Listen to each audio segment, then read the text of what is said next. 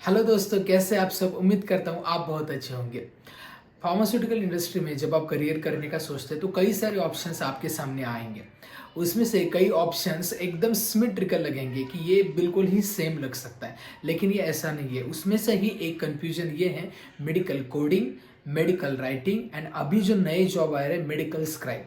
ये तीनों क्या है? वैसे तो मेडिकल कॉमन है, इस मीन्स ये हेल्थ केयर के ही जॉब है जो एक फार्मासिस्ट कर सकता है, लेकिन हर एक जॉब की रोल रिस्पॉन्सिबिलिटी अलग है, हर चीज़ अलग है। इसमें जो स्किल्स लगने वाले वो अलग है, इसमें डेजिग्नेशन अलग हो सकता है, तो हर चीज़ अलग है। इसके लिए आपको पहले ये जानना होगा कि ये एक्चुअली डिफरेंस क्या है। तो आज इस वीडियो में हम आपके सारे क्वेश्चन के जवाब देंगे जो आपके मन में होते हैं, बेसिकली इन तीनों फील्ड्स के बारे में। तो चलिए इस इंटरेस्टिंग वीडियो को स्टार्ट करते हैं। सबसे पहले बात करूंगा मेडिकल कोडिंग। मेडिकल कोडिंग जैसे नाम बताए, इट इज़ अ कोड। यहाँ पे कहीं ना कहीं तो कोडिंग है, कोड करना पड़ता है।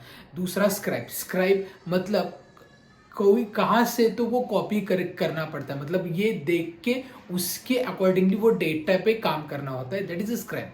And writing, writing it is a completely writing, मतलब साइंटिफिक राइटिंग होता है। यहाँ पे कोई भी इंफॉर्मेशन जो होती है फार्मास्यूटिकल इंडस्ट्री के रिलेटेड, वहाँ पे राइटिंग का काम आता है, तो that is called as medical writing.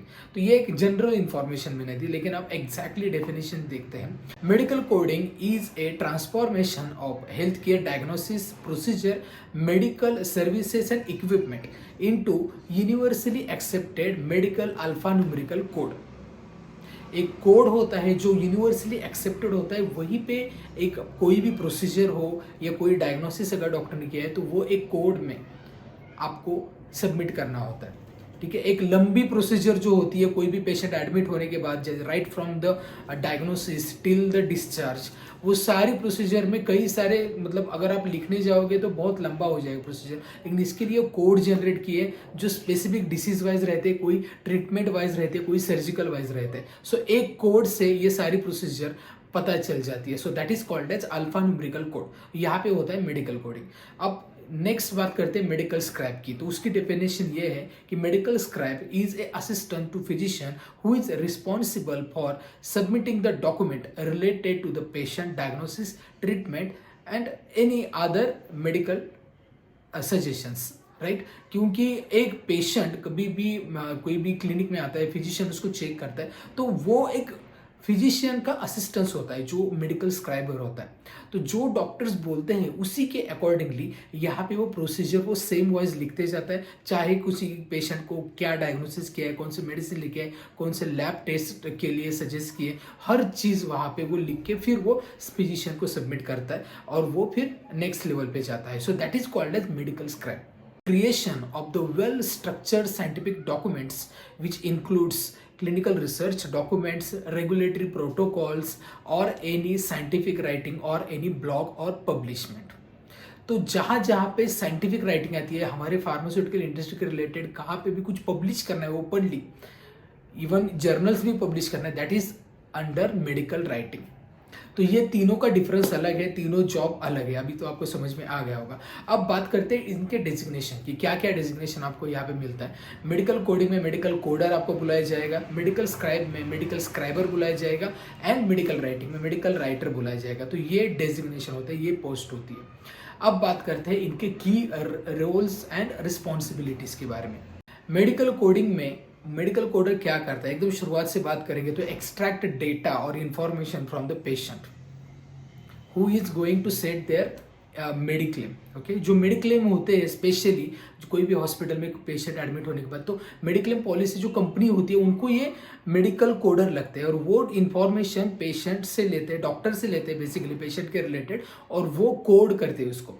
So basically extract information from the physician, let all the information check and again cross check from the physician।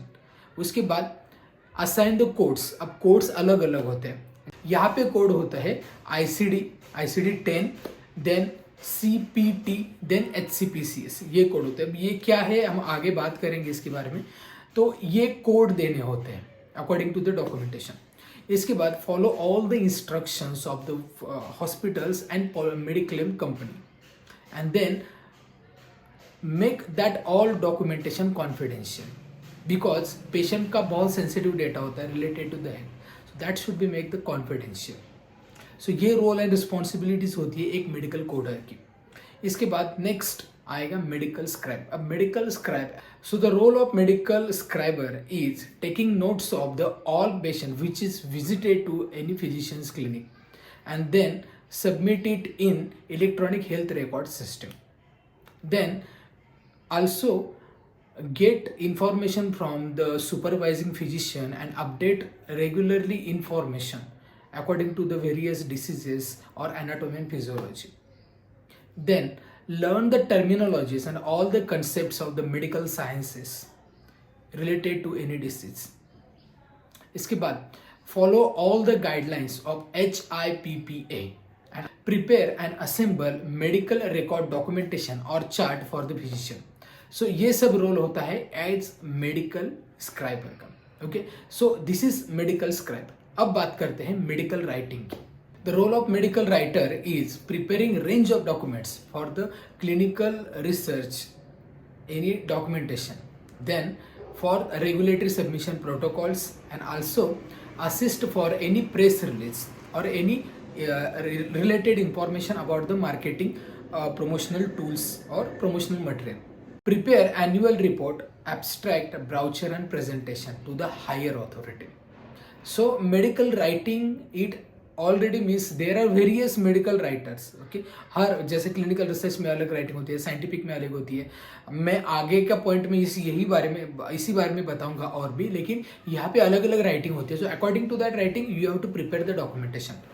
Okay, तो यहाँ पे अलग अलग स्किल्स लगते हैं हर चीज़ के लिए। तो सबसे पहले हम टाइप्स के बारे में बात करते हैं।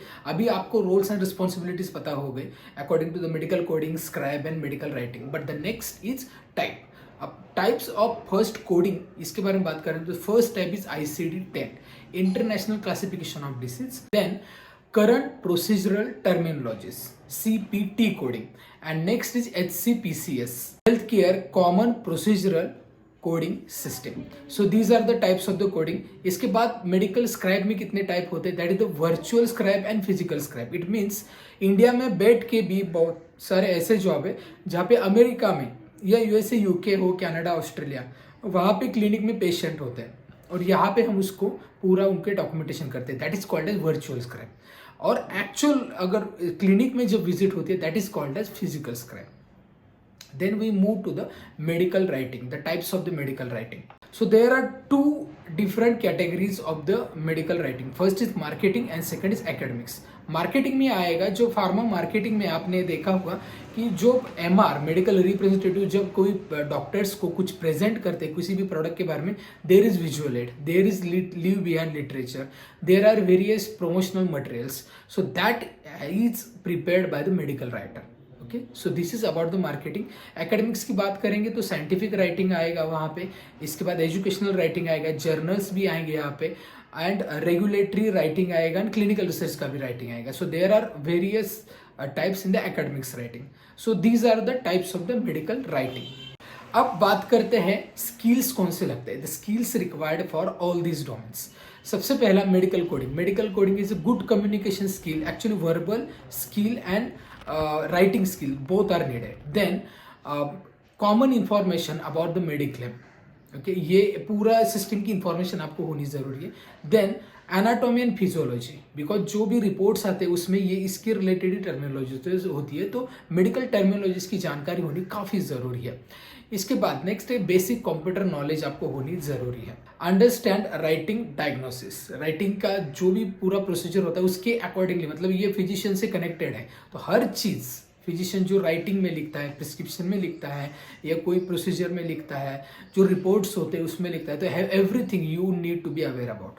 Okay, so these are the skills required for the medical coder. Next, medical scriber. First is listening skill, because जहाँ पे आप लिसन करें, अगर वर्चुअल स्क्राइब में है, then you have to listen the American accent या फिर Australian accent, Canadian accent, Philippines accent, so accordingly you have to know this things. Okay, then listening skill very important. Then type writing skill, type writing speed very important, because this is actually checked during the interview. Okay, so for the interview we already made the video about the medical scribe, you can check. okay, then इसके बाद जो next skill ज़रूरी है वो है anatomy and physiology. Basic general anatomy physiology मालूम होनी काफ़ी ज़रूरी है। and then communication skill, communicate with the physician. Okay, you are not going to advise patient anything about any procedure or terminologies or anything. Okay, but you are assistants, लेकिन फिर भी आपको connect रहना पड़ता है फिजिशियन से to know the various updates, to know the information and to check the documentation also. Okay, तो ये चीज़ें हैं मेडिकल स्क्राइब. अब बात करते हैं मेडिकल राइटिंग की. मेडिकल राइटिंग में जो स्किल्स लगने वाले, सबसे पहले आपने देखा होगा, मतलब मैंने जो बताया कि रेगुलेटरी राइटिंग है. सो रेगुलेटरी के सारे गाइडलाइंस की इंफॉर्मेशन होनी जरूरी है. देन अबाउट द रिसर्च, जब आप साइंटिफिक राइटिंग करते हैं, you need to have the research various information, okay, on the web और offline. So you have to that research skill as well. Okay, and then English vocabulary and grammar, very important. Then analytical skill is needed. Then data integrity, it means accuracy of your documentation is very much important. Each and everything need to be checked. Okay, so it is niche department. अगर आप में writing में काफ़ी अच्छे skills है, आपकी vocabulary strong है, then you can go for this. And next is know your audience. It means आपकी राइटिंग अगर रेगुलेटरी में, तो रेगुलेटरी अकॉर्डिंगली गाइडलाइंस ही होंगे, लेकिन अगर आपकी राइटिंग ब्लॉग्स में जा रही है या कोई जर्नल्स है, कुछ पब्लिश होने जा रहा है, तो according to your audience you have to write it. Okay, so ये स्किल आप में होनी काफ़ी ज़रूरी है. इसके बाद हम बात करेंगे कौन कौन सी कंपनीज यहाँ पे जॉब देती है. बेसिक कॉमन कंपनीज है. पहले तो कॉन्ट्रैक्ट रिसर्च ऑर्गेनाइजेशन है, जैसे कि IQVIA है, जैसे पैराक्सल है, जैसे बायो क्लिनिका है, या फिर लैपकॉफ है. ये जो है ना, ये contract research organization. Then pharma companies भी वर्क करती है यहाँ पे, जो आपको यहाँ पे जॉब एम्प्लॉयमेंट प्रोवाइड करती है. Health care IT, KPO BPO, ये भी जॉब प्रोवाइड करती है यहाँ पे. सो तीनों डोमेन में ये कंपनी जॉब ऑफर करती है. इसके बाद सैलरी की बात करेंगे, तो सैलरी मैं बात करूँगा मेडिकल कोडिंग में 15 to 20,000 पर मंथ आपको मिल सकती है. कई कबार इससे कम भी मिलती है, डिपेंड है कंपनी कौन सी है. इसके बाद नेक्स्ट मेडिकल स्क्राइब में आपको 25,000 to 30,000, इवन 35 भी मिल सकती है, depend on the company, but 25 to 30 is common. अब मेडिकल राइटिंग की बात करेंगे, so it is again like 15 to 25,000 per month. It depends on the company. Okay, और बात करते हैं ट्रेनिंग की, तो ट्रेनिंग आप ले सकते हैं कि हाँ, ये 6 मंथ की मेडिकल कोडिंग की भी ट्रेनिंग होती है. ICD कोडिंग का या CPC कोडिंग के भी क्लासेस होते हैं, वो भी आप कर सकते हैं.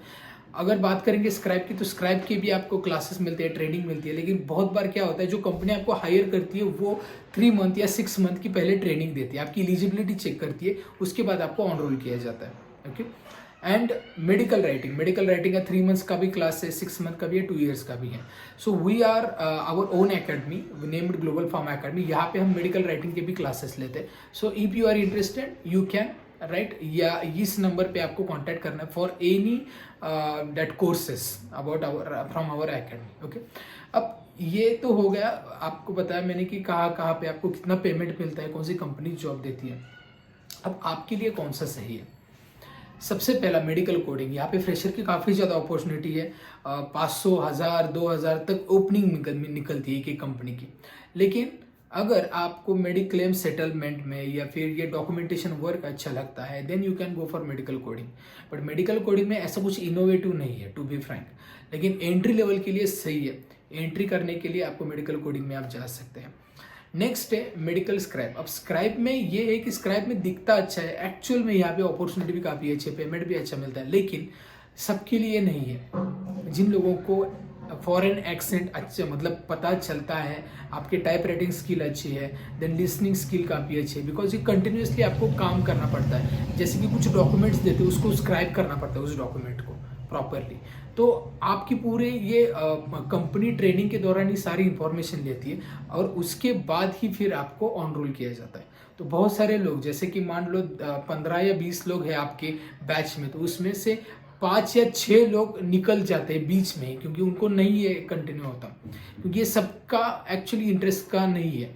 अगर आपको इस चीज़ में अगर आपका इंटरेस्ट है, ये सारी चीज़ों में डॉक्यूमेंटेशन वर्क, एक जगह पे हेल्थ केयर IT काम है, लेकिन आपको ये पूरा मॉनिटर, लिसनिंग स्किल, ये पूरा एक्यूरेसी चेक करना होता है. You should be accurate in writing and listening as well. इसके बाद राइटिंग, मेडिकल राइटिंग में वोकेबुलरी वगैरह स्ट्रांग होनी चाहिए, पहले से ही आपको इसमें स्ट्रांग कमांड होनी चाहिए. Scientific research skills, research knowledge आपके पास होनी चाहिए. तो ऐसे स्टूडेंट मेडिकल राइटिंग में जा सकते हैं. तो आई होप मैंने इस वीडियो में आपको तीनों डोमेन के बारे में प्रॉपर तरीके से बताया और इस तरीके से आप इसमें काफ़ी अच्छे तरीके से करियर भी कर सकते हैं। अगर फिर भी कोई क्वेश्चन है, डाउट है, तो हमें कभी भी कांटेक्ट कर सकते हैं। हमारे हैंडल, सोशल हैंडल्स आपको डिस्क्रिप्शन में मिल जाएंगे, ईमेल आईडी भी मिल जाएगा। तो वीडियो कैसा लगा ये मुझे बताएं। वीडियो अच्छा लगता है, वीडियो का कंटेंट अच्छा लगता है तो वीडियो को लाइक करें। चैनल को अभी तक आपने सब्सक्राइब नहीं किया है तो चैनल को सब्सक्राइब करें, और हाँ, इस वीडियो को बहुत सारे लोगों तक शेयर करें। इस वीडियो में इतना ही, मिलते हैं नेक्स्ट वीडियो में। तब तक बी हेल्दी, बी हैप्पी।